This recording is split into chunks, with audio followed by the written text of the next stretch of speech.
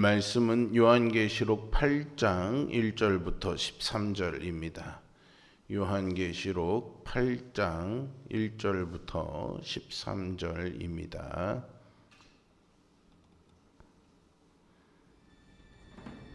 일곱째 일을 떼실 때에 하늘이 반시간쯤 고요하더니 내가 보매 하나님 앞에 일곱 천사가 서 있어 일곱 나팔을 받았더라.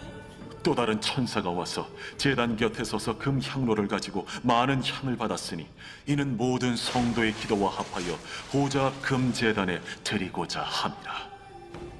향연이 성도의 기도와 함께 천사의 손으로부터 하나님 앞으로 올라가는지라. 천사가 향로를 가지고 제단에 불을 담아다가 땅에 쏟으매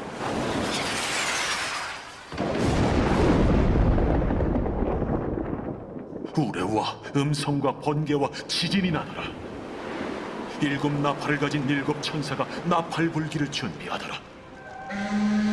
첫째 천사가 나팔을 부니 피 섞인 누박과 불이 나와서 땅에 쏟아지매 땅의 3분의 1이 타버리고 수목의 3분의 1도 타버리고 각종 푸른 풀도 타버렸더라.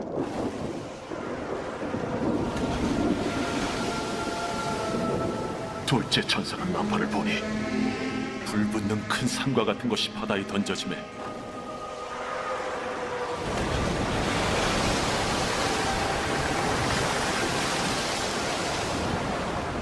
바다의 3분의 1이 피가 되고 바다 가운데 생명 가진 피조물들의 3분의 1이 죽고 배들의 3분의 1이 깨지더라. 셋째 천사가 나팔을 보니 횃불같이 타는 큰 별이 하늘에서 떨어지고 강들의 3분의 1과 여러 물샘에 떨어지니 이 별 이름은 쓴 쑥이라. 물의 3분의 1이 쓴 쑥이라며 그 물이 쓴 물이 되므로 많은 사람이 죽더라. 넷째 천사가 나팔을 부니 해 3분의 1과 달 3분의 1과 별들의 3분의 1이 타격을 받아 그 3분의 1이 어두워지니 낮 3분의 1은 비추임이 없고 밤도 그러하더라. 내가 또 보고 들으니 공중에 날아가는 독수리가 큰 소리로 이르되 땅에 사는 자들에게 화가 있으리니 이는 새 천사들이 불어야 할 나팔 소리가 남아 있음이로다. 아멘. 바늘도둑이 소도둑이 된다라는 속담이 있죠. 처음에는 사소해 보이는 작은 잘못이 시간이 지나면서 큰 죄로 이어질 수 있습니다. 죄는 이렇게 처음에는 작아 보이지만 점차 큰 죄악으로 번지고 그에 대한 하나님의 경고도 점점 더 강해집니다. 요한계시록 8장에서 우리는 이러한 심판의 과정을 볼 수 있습니다. 이제 마지막 7번째 인이 떼어지고 계시록의 본론이라고 할 수 있는 일곱 나팔, 일곱 대접의 재앙이 본격적으로 시작됩니다. 일곱 인, 일곱 나팔, 일곱 대접은 마치 나선형 계단처럼요 점점 점진적이고 반복적으로 휘감아 올라가면서 세상에 쏟아질 주님의 진노에 대해서 경고합니다. 하나님의 진노에 대한 경고에 귀 기울이는 태도가 모든 이에게 필요합니다. 마지막 일곱째 인을 떼실 때에도 하나님은 모든 상황을 주도하시고 마침내 나팔 소리와 함께 세상을 심판하십니다. 약속된 최후의 심판이 언제 임할지 우리는 모릅니다. 언제까지 고난을 감내해야 되는지 알지 못하기 때문에 세상의 불법과 부조리로 인한 고통은 더욱 가중될 것입니다. 이러한 기다림 속에서 우리가 포기하지 말아야 할 것이 무엇일까요? 오늘 본문을 통해서 오늘을 살아가는 믿음의 은총과 힘을 얻는 시간 될 수 있기를 바랍니다. 마지막 7번째 봉인은요, 마지막이기도 하면서요, 또한 새로운 시작을 의미합니다. 우리가 지금 12월을 보내고 있지만 한 해가 끝나면 결국 그것은 또 다른 한 해의 시작을 말하는 것처럼 말입니다. 봉인이 해제됨과 동시에 일곱 나팔이 시작되기 때문에 오늘 마지막 나팔도 마지막 봉인도 새로운 시작이라고 할 수 있습니다. 일곱 나팔의 재앙이 시작되기 전에요. 반 시간, 그러니까 30분의 시간이 주어지는데요. 물론 이것은 물리적인 30분을 말하지는 않을 것 같습니다. 이것은 길지도 짧지도 않는 그런 긴장감이 넘치는 고요한 시간을 상징합니다. 신자든 불신자든요, 모두가 눈을 들어서 이 시간에 하늘밖에 볼 수 없으며, 이것은 신자들에게는 심판의 주를 경외하며 기도할 시간을, 또 불신자들에게는 회개할 기회를 준다, 이렇게 볼 수 있습니다. 대부분의 사람들이요, 기다림에는 익숙하지 않습니다. 그런데 오늘 본문에서 어린 양이 7째 인을 떼셨을 때 이렇게 반 시간 정도의 하늘에 침묵이 흘렀다 하죠. 하나님이 침묵하는 시간은 어떻게 보면 우리에게는 인내와 고통으로 다가옵니다. 그렇다면 왜 마지막 심판을 앞두고 하늘에 이런 침묵의 시간이 흘렀을까요? 하나님이 죄인들을 위해, 그리고 성도들을 위해서 참고 기다리시는 것입니다. 하나님은 죄인들이 멸망하지 않고 모두 회개하기를 바라십니다. 하늘의 침묵은 마지막 심판이 임하기 전 하나님이 영혼들이 구원받기를 기다리시는 인내의 시간이자, 하나님의 백성인 우리에게는 하나님의 백성다운 삶의 성숙을 기다리시는 시간입니다. 이렇게 하나님이 침묵 속에서 우리를 기다려 주신다면 우리 또한 앞에 있는 환난과 고통을 묵묵히 인내하며 하나님의 때를 기다려야 하겠습니다. 하늘의 침묵은요, 반 시간 만에 끝납니다. 그리 길지 않은 시간이죠.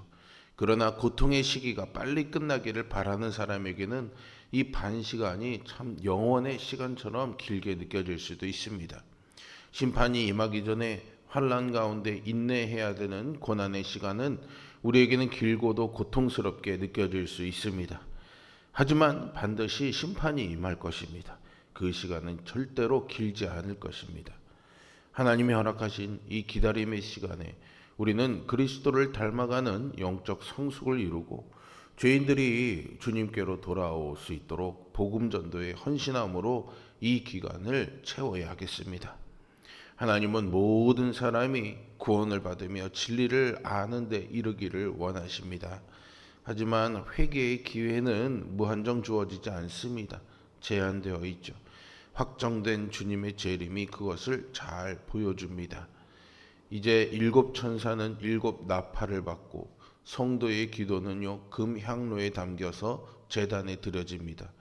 이 기도는 모든 성도의 기도라고 할 수 있습니다. 하나님께 드려진 모든 성도의 기도는 주님의 얼굴 앞에 향기로운 예물로 올라갈 것입니다. 주님은 눈물의 기도를 모두 기억하시고 진노의 불을 쏟아 이 땅을 공정히 심판하실 것입니다. 그러므로 하늘이 침묵하는 시간에 성도들이 해야 할 일이 있습니다. 우리의 환난과 고통을 기도로 하나님께 소상히 아뢰는 것이죠. 하나님은 침묵 속에서도 우리의 기도를 반드시 들어주실 줄로 믿습니다. 오늘 본문은 하나님이 성도들의 기도를 귀 기울여 들으시는 장면을 아름답게 묘사하고 있습니다. 천사들이 성도들의 기도를 향로에 담아서 하나님 보좌 앞에 있는 금제단으로 가져가지요. 우리는 여기서 묘사된 아름답고 놀라운 광경을 눈으로 직접 확인할 수는 없습니다. 그래서 때로는 우리의 기도가 하나님께 올려진다는 확신이 약해지기도 하죠. 더욱이 계속되는 기도에도 불구하고 하나님이 침묵 속에서 응답하지 않으실 때 기도에 대한 확신은 낙심으로 바뀌기 십상입니다. 하지만 오늘 사도 요한이 묘사하는 것처럼 성도의 기도는 절대로 땅에 떨어지지 않습니다. 하나님이 성도들의 기도를 받으시고 그것을 땅에 쏟으심으로 세상을 심판하실 것입니다. 하나님은 마지막 심판의 때 성도들의 기도를 사용하실 것입니다. 그러므로 우리는 이 땅에서 절대로 기도하기를 포기하지 말아야 합니다. 사도 베드로의 권면처럼 세상의 마지막이 가까울수록 정신을 차리고 깨어 기도하는 우리 모두가 되기를 바랍니다. 가족과 이웃의 구원을 위해 이 세상에 하나님의 나라가 속히 임하도록 쉬지 말고 기도해 주십시오. 지금도 천사들이 우리의 기도를 받아 하나님의 제단 앞에서 기도의 향을 피우고 있음을 기억하시기 바랍니다. 주님은 백성의 울부짖음을 들으시고 친히 건져내시는 분임을 믿으십시오.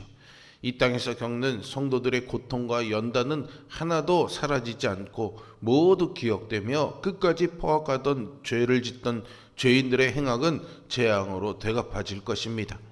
성도의 기도가 하늘 보좌에 상달됨을 기억하십시오. 정의롭게 갚아주실 하나님의 공의를 기억하십시오. 주님이 재림하시기까지 우리는 기다림의 시간을 보내야 합니다. 이 기간은 아무것도 하지 않는 무기력한 시간이 아닙니다. 죄인들을 하나님께 인도하는 일에 최선을 다하고 우리의 영적인 성숙을 위해 순종으로 보내야 하는 확실한 목표가 주어진 시간입니다. 하나님이 주신 목표를 이루도록 자신을 돌아보고 기도로 깨어 있기를 바랍니다.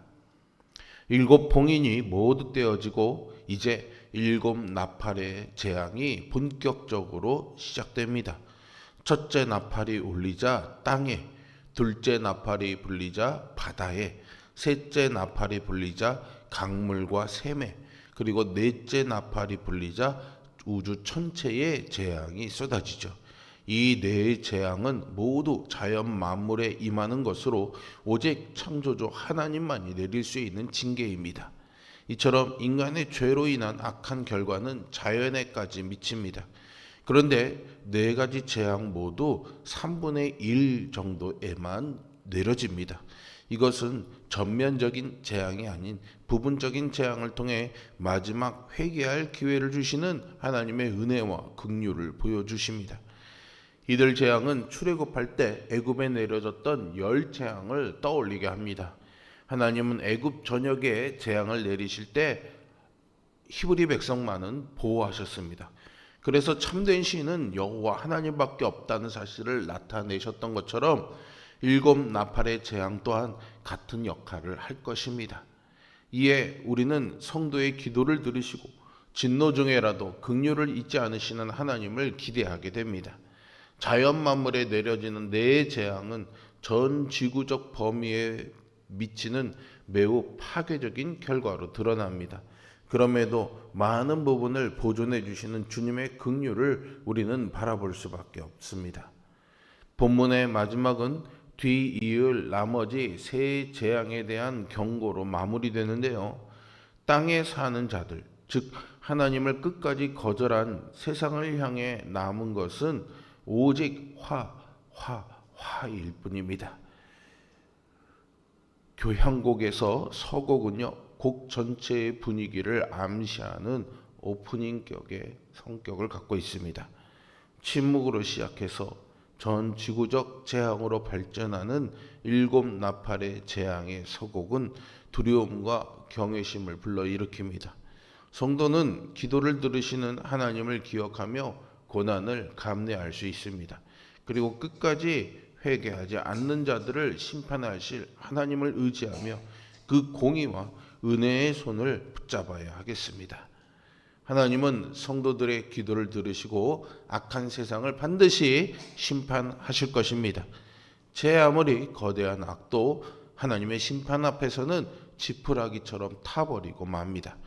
모든 것을 하나님께 맡기고 기도에 집중해야 될 이유는 여기에 있습니다.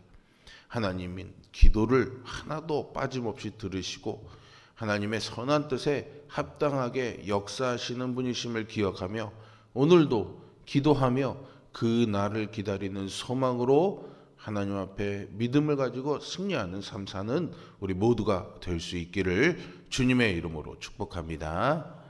기도하겠습니다. 거룩하시고 살아계신 아버지 하나님, 마지막 심판과 재앙의 소식들이 우리를 두렵고 떨리게 하지만 우리는 그 재앙에서 믿음으로 구원받을 자임을 기억하며 하나님 앞에 이 그 날을 기다리는 소망을 가지며 이 고난과 절망의 시기들을 이겨내며 승리할 수 있도록 인도하여 주시옵소서. 또한 아직도 하나님을 모른 채 이 멸망을 향해 달려가는 이들에게 한 사람이라도 복음을 전할 수 있는 기회가 주어진다면 전심을 다해 그 영혼을 위해 복음을 전하며 소망을 전할 수 있는 우리 모두가 되게 하여 주시옵소서. 세상은 여전히 절망과 불안의 소식들을 우리에게 들려오지만 우리는 그 뒤에 들려오는 소식들에 흔들리지 아니하고 하늘에 소망 두고 살아감으로 인해서 오늘도 어둠 가운데 빛으로 우리를 인도하시는 하나님의 인도하심을 경험하는 복된 날 되게 하여 주옵소서. 예수 그리스도의 이름으로 기도합니다. 아멘. 하늘에 계신 우리 아버지,